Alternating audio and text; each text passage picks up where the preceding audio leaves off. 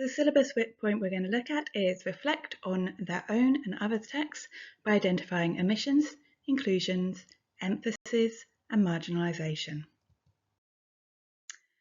So we're going to go through each of these words and what they mean. So an omission are things left out of a text. So absence shapes a representation or perspective. An inclusion refers to things that, through their presence, shape a representation or perspective.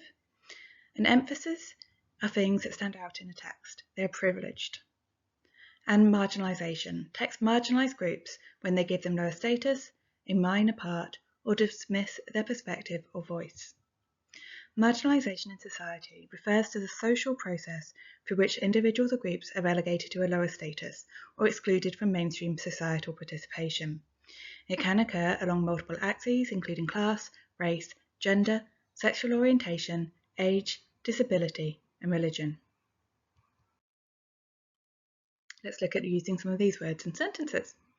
For a long time in history, the Aboriginal voice was omitted from the narrative. The marginalisation of the Aboriginal voice is challenged here through the construction of the white voice by an Aboriginal writer.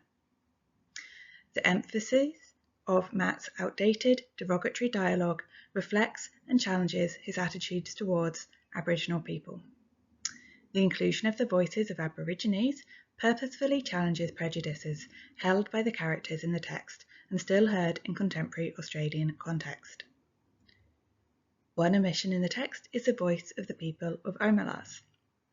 The drover's wife marginalises the Aboriginal culture through the dismissive tone. The way Matt omits his own Aborigine story mirrors the way Australians often do not want to discuss the damage colonisation has caused. To deal with this syllabus dot point, you really need to think about that verb at the beginning, which is to reflect. So it wants you to thoughtfully consider these different things. The following things will help prompt this consideration. Historically, we can look at texts and see that the Aboriginal voice and culture is missing, or omitted, misrepresented, or marginalised. Consider this extract from the drover's wife. Yesterday she bargained with a stray blackfella to bring her some wood, and while he was at work she went in search of a missing cow. She was absent an hour or so, and the native black made good of his use of time. On her return, she was so astonished to see a good heap of wood by the chimney, and she gave him an extra fig of tobacco, and praised him for not being lazy. He thanked her, and left with head erect and chest well out. He was the last of his tribe and a king, but he had built that wood heap hollow. The characterisation through the description, the wife's expectations and reactions, and his actions, along with the mocking tone, all represent Aboriginal people as lazy, dishonest, and animal-like. Putting this idea that he was a king next to the fact that he cheated her through making the wood heap hollow really emphasises this. They are given little representation in the text as a whole, and all of it is negative or dismissive. In this way, they are marginalised. Your own Aborigine purposely plays with this historical marginalisation by including and challenging many stereotypical prejudices held against the Aboriginal community. It does this through the characterisation of Matt along with his co-workers as superior and accepting of the dehumanisation of Aboriginal people. The construction of these stereotypes in the way that Aboriginal people have been stereotyped in texts. The inclusion of Aboriginal characters who challenge this stereotype, and the end of the text where Matt and his co-workers continue to silence the discussion of intergenerational trauma.